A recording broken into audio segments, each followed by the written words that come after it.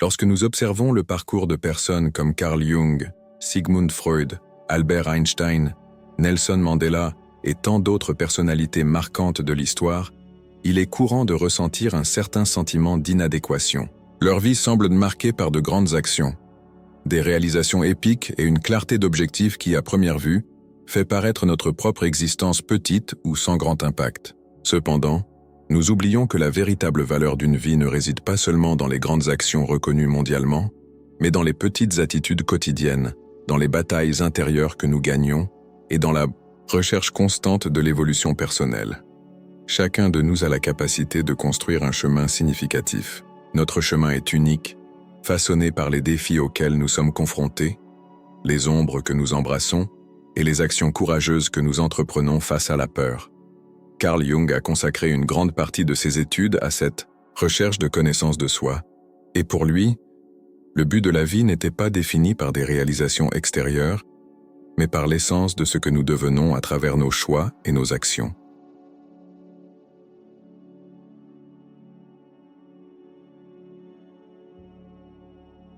Pour Jung, l'être humain est une combinaison complexe d'éléments conscients et inconscients, tous logés dans ce qu'il appelle la psyché. Au centre de notre conscience se trouve l'ego, ce que nous savons et reconnaissons de nous-mêmes. Mais au-delà de l'ego, il existe un vaste territoire inconnu, l'inconscient. Dans cet espace caché vit l'ombre, la partie de nous qui porte des désirs refoulés, des émotions non acceptées et des caractéristiques que nous essayons d'ignorer. Jung croyait que le secret pour trouver le véritable but de la vie réside précisément dans cet inconscient. C'est parce que le but n'est pas quelque chose de standard ou de générique, mais profondément individuel. Psychiatre et psychanalyste suisse, fondateur de la psychologie analytique, Jung a laissé derrière lui des ouvrages fondamentaux tels que La psychologie de l'inconscient, L'homme et ses symboles et Les archétypes et l'inconscient collectif, parmi tant d'autres qui guident ce voyage de découverte intérieure. Dans cette vidéo, nous comprendrons les étapes nécessaires pour permettre à votre côté obscur de révéler son véritable but, selon la philosophie jungienne. Jung a dit que c'est seulement lorsque vous regardez dans votre propre cœur que vos visions deviennent claires. Celui qui cherche des réponses uniquement dans le monde extérieur rêve, celui qui se tourne vers l'intérieur s'éveille. Chaque être humain porte en lui une mission unique, directement liée à sa propre essence. Pour découvrir ce chemin, il est essentiel que vous vous connaissiez profondément. Beaucoup de gens pensent qu'ils se connaissent déjà, mais ils ont tort. Se connaître véritablement nécessite de faire face non seulement à ce qui est beau ou acceptable en soi, mais aussi à ce qui a été nié et caché. C'est ce que Jung appelle la réalisation de soi, l'intégration consciente des parties connues et inconnues de notre être. Dans ce voyage, l'un des plus grands défis est de faire face à notre ombre. L'ombre représente tous les sentiments, pensées et comportements que nous rejetons tout au long de la vie, par peur, par honte ou par pression sociale. On y retrouve des émotions comme la colère et l'envie, ainsi que des talents oubliés et des passions refoulées. La persona, en revanche, est le masque que nous portons pour être acceptés par les autres, le rôle social que nous jouons sans nous en rendre compte. Souvent, nous sommes tellement identifiés à ce masque que nous perdons le contact avec qui nous sommes vraiment.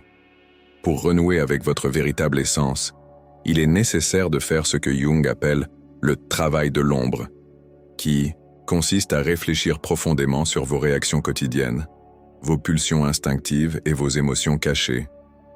L'écriture d'un journal et la méditation sont des outils efficaces pour cette plongée intérieure. Lorsque vous commencez à remettre en question votre propre comportement et vos sentiments, en vous demandant « Pourquoi ai-je agi de cette façon ? Était-ce sincère ? Comment me sentirais-je si j'étais à la place de l'autre ? Personne ?» commence un puissant processus de connaissance de soi. Il est important de se rappeler que reconnaître son ombre ne signifie pas se définir par elle. Avoir des impulsions de colère, par exemple, ne fait pas de vous une personne colérique. Cela signifie simplement que la colère fait partie de qui vous êtes et qu'elle peut être utilisée de manière constructive. Souvent, ce que nous condamnons le plus chez les autres est précisément ce que nous réprimons en nous-mêmes. Ce phénomène est connu sous le nom de projection. Par conséquent, Chaque fois que vous vous sentez irrité ou repoussé par le comportement des autres, demandez-vous: est-ce que je vois quelque chose chez cette autre personne que je nie en moi-même? Reconnaître sa propre ombre est la première étape pour intégrer tous les aspects de votre être de manière plus harmonieuse. Consacrer du temps chaque jour à cette introspection est essentiel pour transformer l'ombre en allié. Jung a dit: « Je ne cherche pas à être une bonne personne, je cherche à être une personne complète. » Après avoir révélé des parties cachées de vous-même, il est normal de se sentir mal à l'aise. Après tout, il n'est pas facile d'admettre nos propres défauts, nos peurs et nos limites. Beaucoup de gens croient que cacher ou réprimer leurs traits indésirables est le moyen de les surmonter. Mais c'est une erreur. La répression donne plus de force à l'ombre, qui reste latente et peut surgir de manière destructrice dans les moments de stress ou d'épuisement. Ce n'est qu'en acceptant ces traits comme une partie légitime de vous-même qu'il est possible de les utiliser consciemment et de manière bénéfique. Au lieu de nier votre colère, votre envie ou votre paresse, apprenez à reconnaître ce qu'ils ont à vous apprendre. Chaque trait d'ombre peut être transformé en ressource. La colère, si elle est contrôlée, peut être une force pour fixer des limites. L'envie peut être un indicateur de ce que vous appréciez et de ce que vous souhaitez accomplir. La paresse peut signaler un besoin légitime de repos.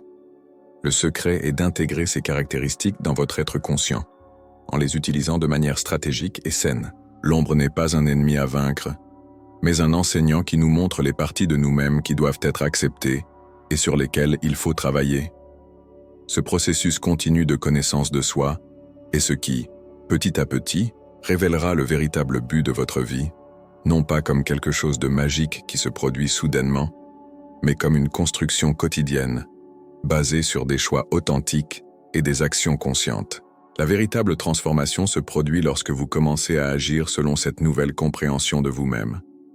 Selon Jung, vous êtes ce que vous faites, pas ce que vous dites que vous ferez.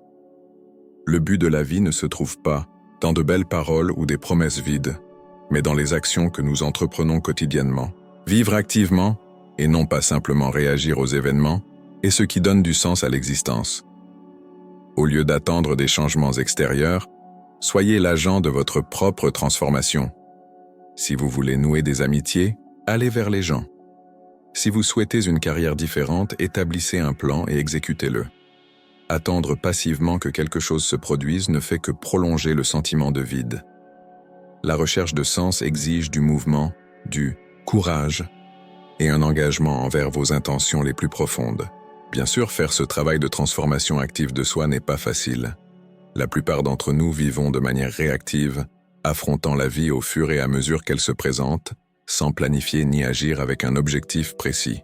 Même ceux qui ont déjà commencé à explorer leur ombre et à s'améliorer personnellement doivent se remettre continuellement en question pour ne pas stagner. Demandez-vous: quelles sont mes valeurs? En quoi est-ce que je crois? Comment? Est-ce que je veux contribuer au monde?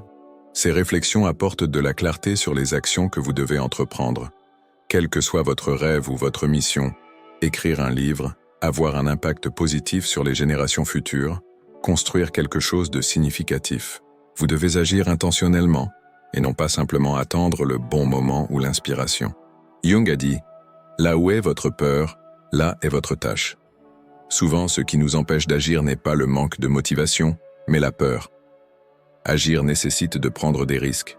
Risque d'échec, risque de déception, risque de rejet. Le véritable courage n'est pas l'absence de peur, mais la décision d'avancer malgré elle.